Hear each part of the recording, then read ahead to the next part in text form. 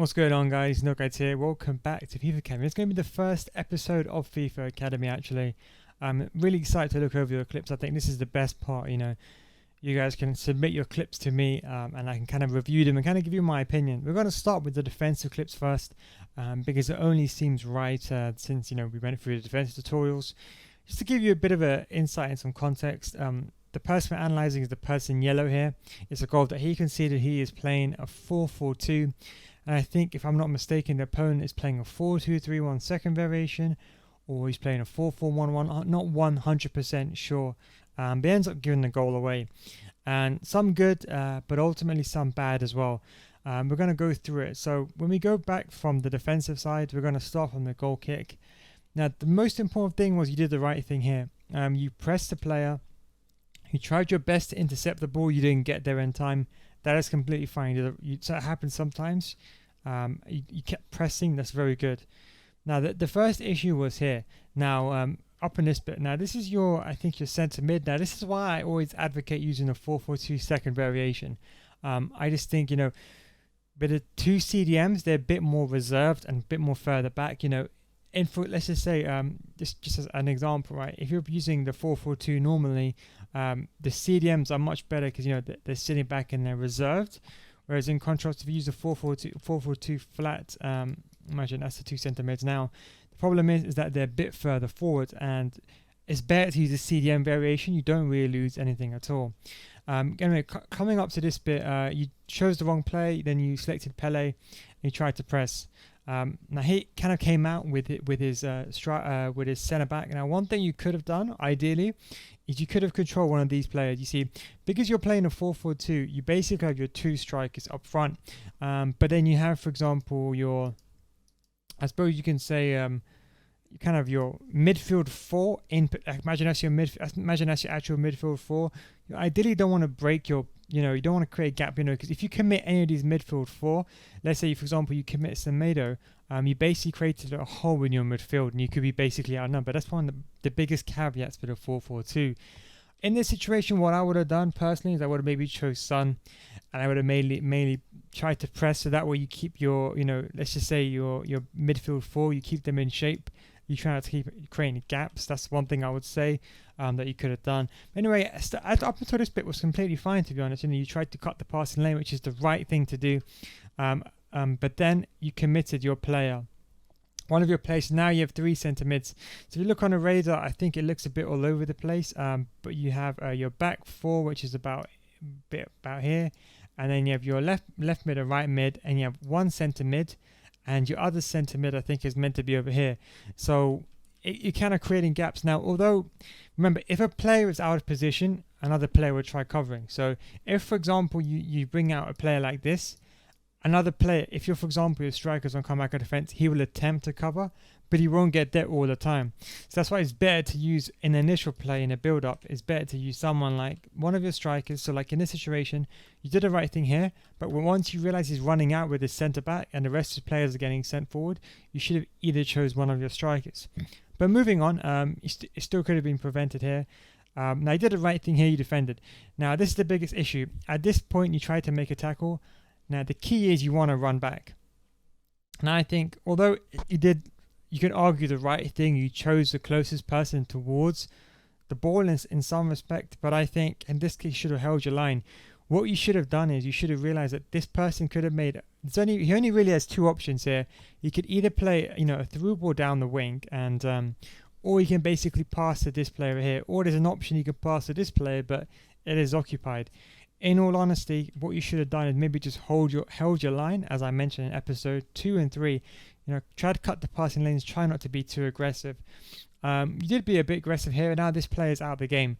The problem is now you're in a situation where the player basically your back four is exposed. You have a player there and your player over here that's occupying both your left back and your right back, and you have two players in the middle against, you can argue, Ronaldo, and you have Hullet and Messi running in behind.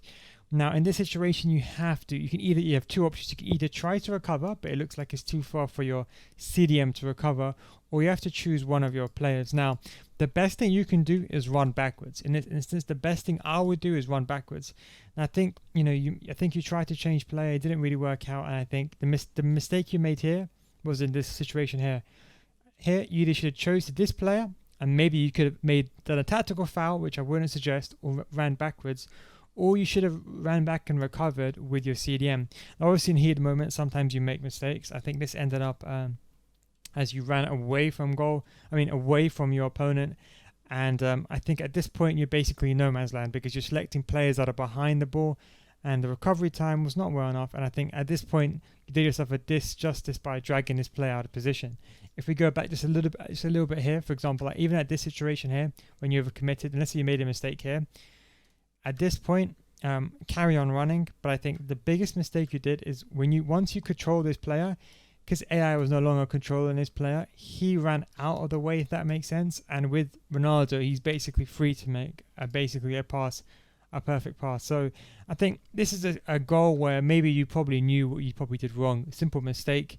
You tried to commit, and then obviously you dragged your player out of position. What I would have personally done is I would have at this, let's say the worst case scenario, at this point I would have chose one of my center backs and just ran backwards, because you see, Hullet has to kind of run into where I'm going. So I think the best thing you could have done, honestly, just run back towards goal and defended it that way rather than being aggressive, because there was a player already marking somewhat messy, and even though Hullet was open on the wing, if this player just ran back, he would have covered that angle, and this centre back would have either had Messi, or you could have used this player over here, your right back, because I think Neymar's covering for Semedo here on comeback and offence, so that's the right back, and you could have basically covered for that. But at the end of the day, and obviously the biggest mistake was, I think, I'll be honest, if you just jockeyed with this player instead of running and creating a gap. Remember, Messi's left-footed, and obviously the only pass this player can play, whenever you've seen your opponent, right, you need to remember, right, the only option he has to pass to is Messi, or he has to run at you, right? Now remember, Messi is clean through at this instance. He has to play a through ball either that way, or basically a risky through ball through the gap. The worst thing you could do is run. Even if you just stood there was a high chance you could have intercepted it. Because you ran away, unfortunately, from that position, ends up that you conceded. But this is one of the things you'll learn, you'll get better at eventually over time. So do not worry about that.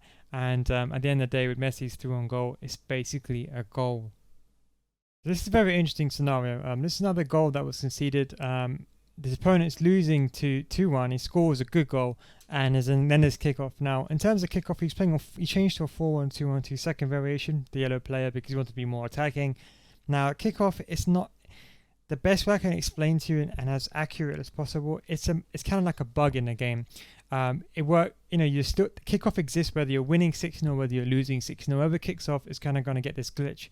Players don't really react that well. I mean, it is a big problem, and I think they tried to fix it, but they can't. The best thing I could recommend is to always choose a striker. So whichever striker you have, choose a striker and run back and defend. That's the best advice I can give you. Try to keep your team in shape and just run back with your striker. In this instance, this player, so he does the right thing, but I think because he's playing a 4-1-2-1-2 second variation, he's got his 3 strikers up front and 3 centre mids. I think he activates team press and overload the ball side, or is that just team press? Yeah, it activates team press and overload the ball side. So overload the ball side means his team's going to be narrow as possible. So right now it's kind of wide. So basically when you use team press, it contracts your team. And also he's also using team press, which he presses a lot. Now, contrary to some people in the community that say team press is good for kickoff, do not use team press, because your players automatically try to press and they push your players out of position. Remember that when you team press, your whole team is pressing, and sometimes it pushes players out of position. So overall, the ball side is a good thing to use actually. But the key thing is do not use team press. But anyway, just moving on to this clip. This is one of these situations, unfortunately, these are the goals where you can't really stop. So as you can see here, he's still doing the right thing. He's controlling his striker, still controlling his striker. I'd probably use striker drop back here in the other defensive setting. Now, I think this is, if I'm not mistaken, this is think that is Cantonese. Unfortunately, I'm 100% sure, but the top option is called striker drop back. Now, what that means is one of these players will be on comeback on offense, so you can activate striker drop back from kickoff. It is actually a viable solution, and that and overload the ball side is effective. He turns overload the ball side off anyway. As you can see, his team is very contract. As soon as he turns it off, his team start narrowing out. You see that? You see at this point, when overload the ball side is on, you see, for example, how narrow his team is. You see that, how narrow it is. It's very together. And as soon as he turns it off, you see how his team starts expanding, starts going to the original shape. But he does the right thing here, controls his striker. But I think the mistake over here is you moved this player out. I think you should have kept controlling your striker and kind of ran back into a defensive position. That's probably the best way to defend against kickoff. Another thing is just to foul your opponent. Remember, it's 2-2, it's 84 minutes. If your opponent scores now, it's basically GG. Just, take a yellow card with someone like Son, with one of your strikers. Just take a yellow card, make a tackle here, just bring him down. Don't be afraid to bring him down. Bring Vieira down, take the yellow card and take one on the chin.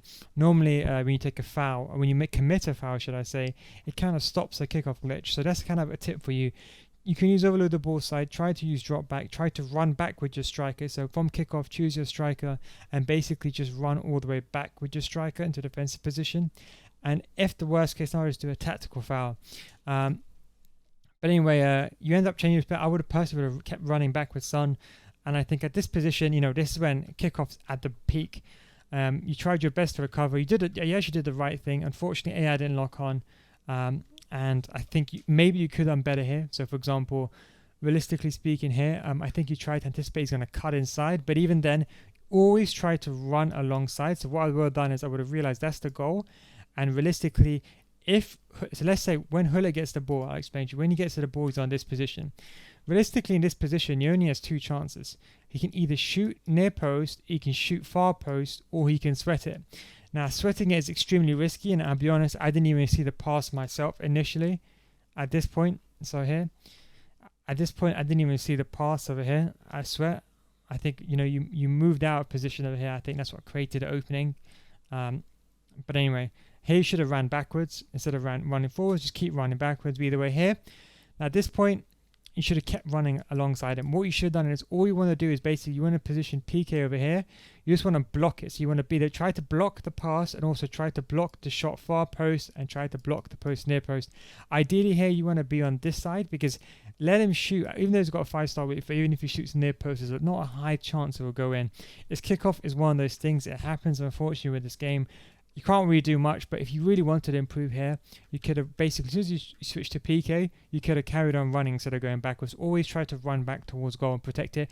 Because you ran in a sense like that, you ended up being behind Huller and unfortunately you ended up conceding. And that was basically game, set and match at 85 minutes. So here we have another clip. This is a kind of a counter-attack clip. This is another player, in fact. So the blue team is France. This is on seasons. Just bear that in mind. So this player gets the counter-attack. But the key thing is I want you to focus on the radar. A lot of players commit forward. This is kind of the issues with using fast build-up play when a lot of players are unbalanced. If a lot of players on get forward, is that a lot of players commit forward. If you just focus on the radar, you see how many players are committing forward. It's fullbacks are committing forward. And if you look at how high this player's fullbacks are, just bear that in mind on the radar. So he only basically has two players back only on the radar. But I'm going to let this kind of play out first and I'll kind of explain what I think of it first. But obviously you can just watch it right now. But anyway, it's done on season. So obviously do remember chemistry styles are not on the players in comparison to Ultimate Team. So, obviously in Ultimate Team, you've got the chemistry styles, so players are faster, etc., etc. Now, the big mistake here is I spoke to this player after, but I said, the most important thing is try to use drop between defenders. The reason why, if you have your fullbacks unbalanced, as you can see, the fullbacks are really high up the pitch, as you can see over here, and here. If you've got your fullbacks unbalanced, ideally you don't want to have your CDM on get forward. If you have your CDM on drop between defenders, what happens is basically your two center backs will stay forward, and then your CDM will kind of drop just between them, and you kind of play like a back three. There won't be an exact back three, but the CDM would be just in front of them, and I think that's what's really key. But anyway, the most important thing is the recovery. So in a situation the ball was lost, which happens, and the right thing was done. You tried to control the player, and you tried to run back. Now I would have personally kept running back, but then you did the right thing. You noticed that this player is triggered now. This player triggered an L1 running behind, so you did the right thing there, the right thing. As I said, there's no perfect way of defending. It's all up to opinions. You did the right thing here. You saw it and you tried to run into where the ball is going to be. This is very, very smart, very, very perfectly well.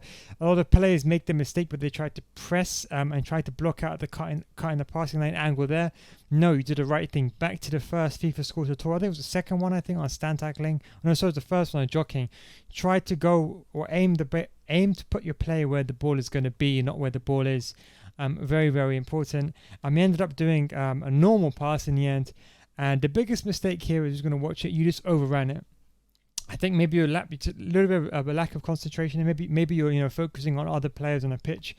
As soon as he touched the ball there, that's when I would have kind of pressed him or done a running jockey. That's when I would have done a running jockey, held my line, or just kind of gone towards him. The mistake you did is basically that's where you should have been, and what happened was, unfortunately, you overran a situation.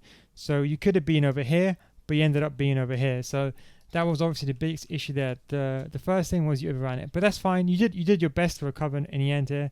So here you overran it, as you can see, overran it. Should have turned over there. Kept running, that's fine. You did the right thing now. Recovery. So what did you notice? You noticed there's Griezmann free up on the top hand side. You notice, okay, Griezmann's free on the top. So you did the right thing here, is you didn't go up, because remember, you always want to cover the set. Remember, the danger zone is here. Now, although it makes sense to mark this player is far away and he's going nowhere. If Griezmann was positioned over here, if Griezmann was over here, let's pretend Griezmann was over here, then it's a different situation. Then you have to, in a sense, mark Griezmann. But because Griezmann is far away, he's not near the ball, you did the right thing. You're basically defending the key area. You're making sure, because don't forget, there's already one of his opponent strikers over there, so you have to basically mark this opponent over here, and that means you have this player left over here. So you kind of did the right thing. If you drag this towards Griezmann, you would have been left on a situation where it would have been 2-on-1. So you did the correct thing in that instance. So you held the ball, you tried your best to recover, and you ran downwards towards goal. Perfect. That's completely fine. You did a drag back. You saw Griezmann was free again. Perfect. You didn't overcommit to Griezmann. You kept your middle lane to stop the ball kind of deterring your opponent from making the pass. But the biggest mistake was here. Now, Rakitic is a right footer, right? Remember that Rakitic is a right footer. He's right footed, should I say, sorry. He's got, I think, a 3-star week, maybe even a 4-star. The big mistake here is you just basically, you did the right thing, you see? You could have either pressed him or not pressed him. You did the right thing, though. You stayed, you kept your ground. But he can't really shoot from there. Your goalkeeper's basically got it. Rakitic hasn't got that much of good shooting. If it was R9, maybe it's a bit different. But the biggest mistake was over here. He did a ball roll. Now remember, he's right-footed, right? Now I think the biggest mistake is that if you kept your ground here, you will be fine.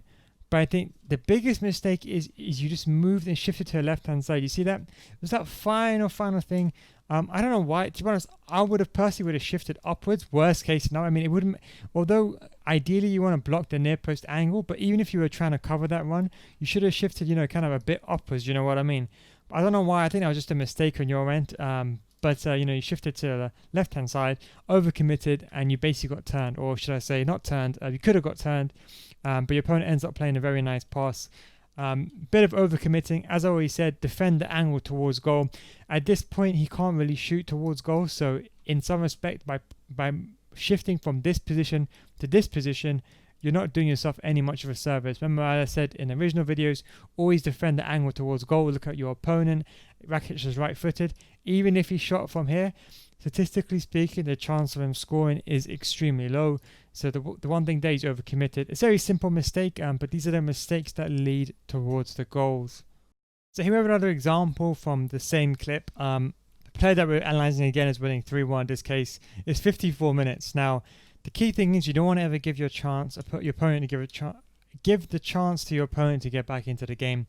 Some people believe in momentum. I think there's something called psychological momentum. Maybe I'll kind of do a walkthrough on this. But a lot of players, if you're losing, it's just like real life. If you're losing 3-1 and you get a goal back and it's 3-2, you believe it's possible to come back. You start playing more aggressive, more attacking. And then, let's say, for example, you as a defender, a 3-1 lead. If you concede and it's 3-2, you're naturally playing more defensive just to keep your position and not concede. So you don't want to give your opponent a goal ever. In a situation you have a throw in, typical example, you retain the ball, very, very nice drag back. But you see in this instance, this is what I like to call danger zone, right? You're winning 3-1, just always hoof the ball out in this instance if you're ever scared. You do the right thing though, you pass to your goalkeeper and you see if you got a chance to distribute the ball. Now this is the benefit of using the co-op camera angle is you can see the entire pitch. That's why I recommend using the co-op camera angle. Now, generally when you have the ball in this position with your goalkeeper, always try to look for your left back and your right back. The right back over here is in the radar. This is meant to be over here, but because of the throw in, because defending the throw in is pushed over there. The key person you could have done is you could have lobbed the ball realistically to your left back. So whenever you pass the ball back to your goalkeeper, always look for your left back and look for your right back. Never pass to your center halves, because as you can see, your opponents are like vultures. You know what I mean? So you're taking the risk that that your opponents are nearby your center back. So whenever you have the ball, just try to either look for your left back, look for your right back. If you can't find them, just hoof the ball out. Don't take a risk. Row Z, do not take the risk. In this situation, you played a very risky pass, so your opponent pressed you extremely well as well. So again here, you should have saw in peripheral vision the left back. This is why I like co-op camera angle the best, because it serves you not using the radar. But again, I spoke to this player. I think he eventually changed the co-op camera angle. I think anyway. But anyway here. In this case, just boot it out. Playing this ball is extremely risky, especially with your players so close. Again here, in this case, remember, you are getting pressed heavily. Your opponent is very close to you. Just hit the ball out. Let your team get back into position. Take the throw in, and have time to recover. Just like in real life football. The mistake that was made here, obviously you kept the ball, and of course it's very risky doing this. But you made a very, very. If you look on the radar, you can see there's 3 players next to your player. To be honest, I think you actually got very lucky that you ended up. Not lucky, but I mean, it's an unlucky situation. But you should have, realistically speaking, passed it somewhere else. This is why co-op is important. Again, you should have banged it out. In all honesty, played a very, very risky ball. At the end of the day, you could have lobbed the ball. I think that's the key thing. You should instead of playing it on the ground. But anyway, nonetheless, you lob the ball and you end up losing the ball in this instance. Now that's fine. But I think here the recovery is pretty well. You did the right thing here. You did defended this, I would say, correctly up until the last couple of seconds. So you did the right thing. You tried to intercept, realized you couldn't. Now at this point, I would have ran back and I would have kind of covered the center of the goal, right? Jordi Alba, you can't really do anything here. Now the most important thing is you need to look at is Rakitic. Now, as soon as this ball is played to Suarez, there's only one place this ball is going here. So and this is actually a very good pass, to be honest. This is actually a very good pass. Now the most important thing is this play here. Now you have to be aggressive. Now who do you be aggressive with? Now as you can see, there's not many players near the ball. Realistically speaking, this might be an option if this player is fast. That's why pace is important. Can you recover in time? Probably not. You can't use this player because he's marking this player, and you can't use this player because he's marking Suarez. So the only option is this player. And what I would have done is I would have come in, I would have stopped the ball, and I just would have basically jockeyed. Stop him from basically advancing forward. But remember, this is Rakitic. This is Rakitic on a ball. As you can see, as soon as Rakitic gets the ball, you should have ran to this position and jockeyed and just kind of restricted him and pushed him on his left foot. So that way, when you're on his left foot, you're trying to cut the angle out and he can't shoot. The mistake that was made here was that you basically allowed him a lot of time. You created a massive gap, and because he had enough space, you didn't push him on his weak foot. He was able to strike it a cross shot, and it was basically an easy goal back in the net. Again, this is just the final couple of seconds. Everything was fine here, even here. Up to this point, the issue was here you moved and you shifted to above. You see at this point, if we just pause it here, if you kept the player here right next to the penalty spot, so it's going to slow this down. If you look at the yellow marker on the screen, so it's going to slow this down to 0.25. If you just watch the yellow marker, this is where the player would have been. As you can see, the player would have still been here. That's where the player should have been, but since you moved them upwards, you basically moved them away from goal. Remember, the most important thing is you want to block the angle towards goal. If he shoots it and it goes in, then fair play. You can't always stop every single goal. Remember that you have to do your best to prevent the goals going in. But if your opponent scores and you've done your best to defend against it, fine. But in these instances, try not to move upwards. Eventually, you'll get out of the habit. Your reactions will get much better as well. But I think obviously the biggest mistake there was you moved upwards. You basically gave your opponent a lot of space, and in that situation, it was a very easy chance for your opponent to strike towards goal. And unfortunately, it resulted in a goal. So here we have another clip. This is kind of what I think is the importance of using co-op camera angle, because you can see everything on a pitch and you can understand what's going on. Even if you don't, with a co-op camera angle, even though it's zoomed out, you can see a lot of the pitch. And even though you don't recognize players that you want to pass to, in your peripheral vision, you know where players are. It stops you from looking at the radar at all times. But anyway, here's another example. This is another example of when you commit too many players forward, when you have your centre mids, your fullbacks on join the attack. Well, it's a very effective way of playing. It's very risky. Now, as you can see here, you lost the ball. Now, Pogba is your centre mid, and this is Kante. Now, this is an instance where I think player switching also, disrupted you in this instance. So you did the right thing. You pressed. You tried to close down as much as you can. You did the right thing here. The issue is Kante is kind of deviated away from his position. I don't know why he's doing that, to be honest. So although Pogba is your centre mid, he's already forward. I think maybe you have team press on, press off the possession loss. Kante's also pushed up. At this point, you did the right thing. You tried to cut the passing lane. Perfect.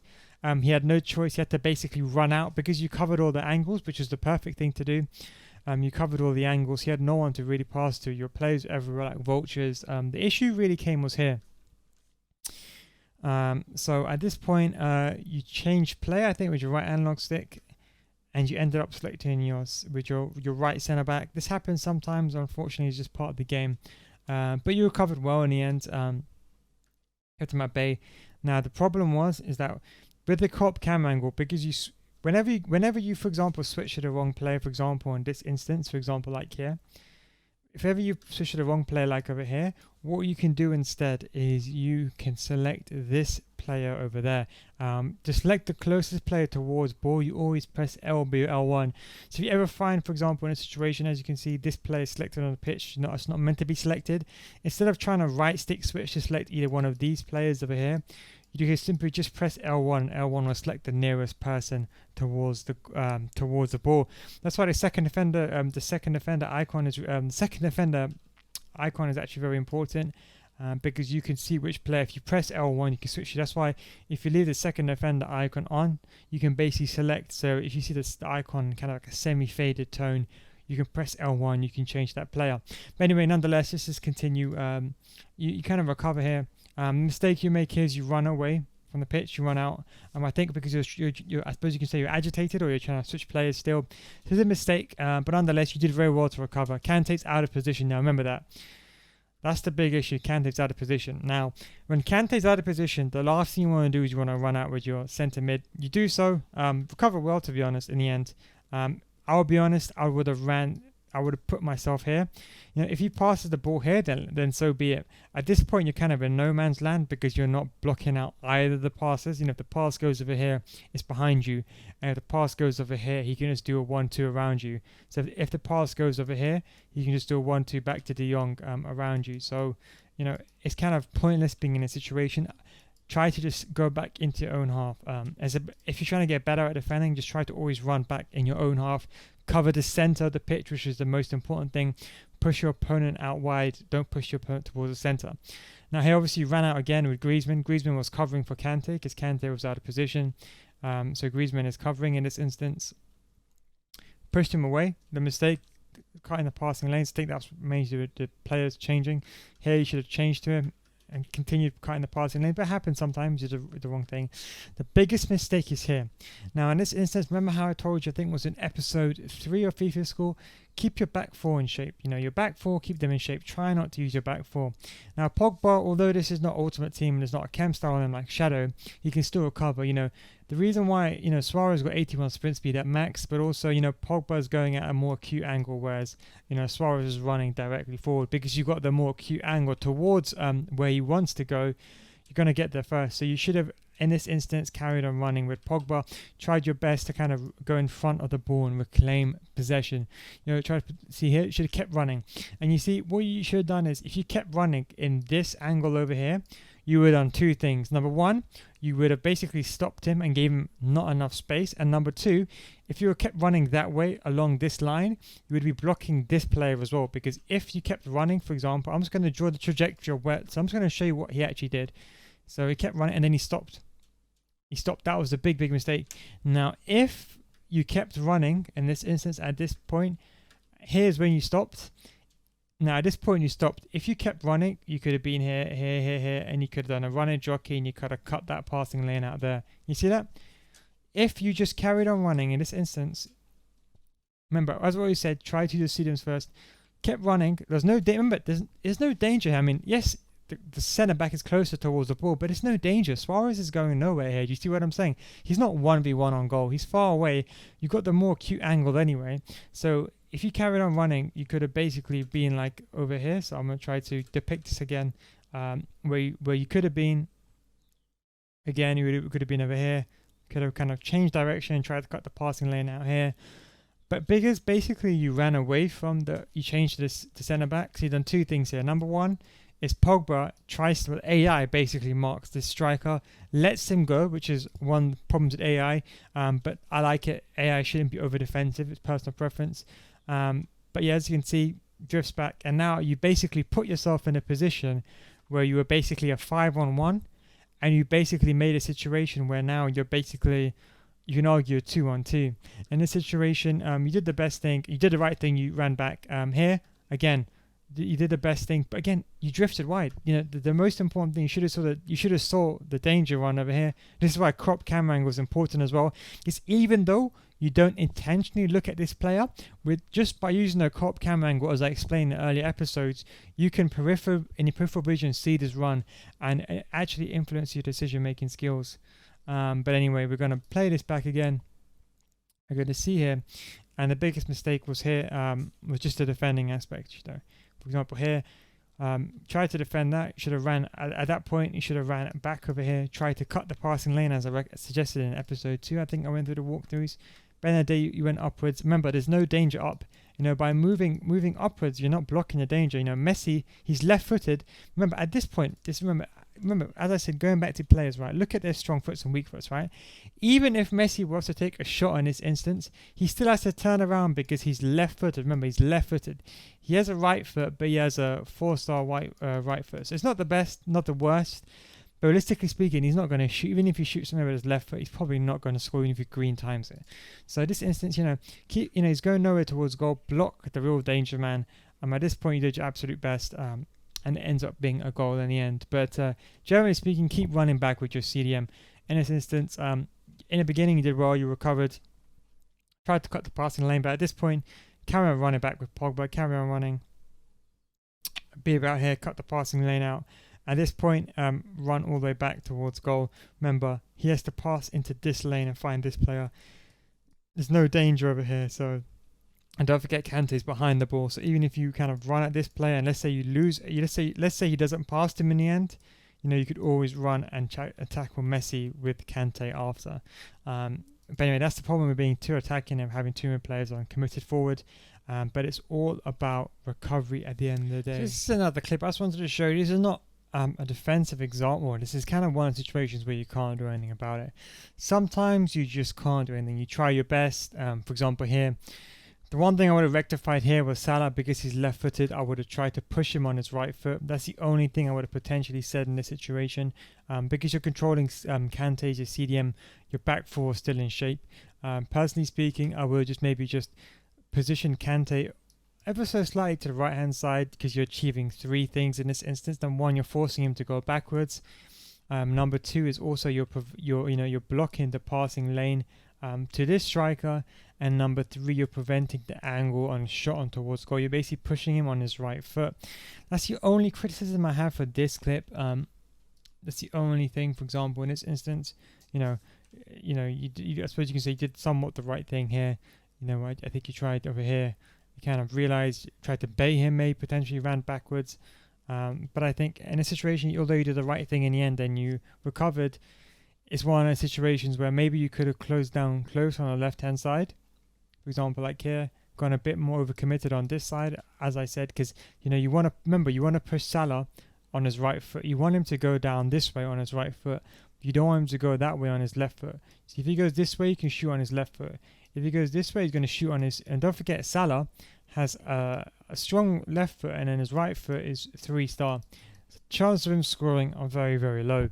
So in this instance anyway, you did your best at this situation, but I think you could have done better. But these are some of these goals is, at the end of the day, he recovered. He didn't do anything. He just shot, and he just won this goal. Sometimes you just have to hold your hands up and say, nice goal.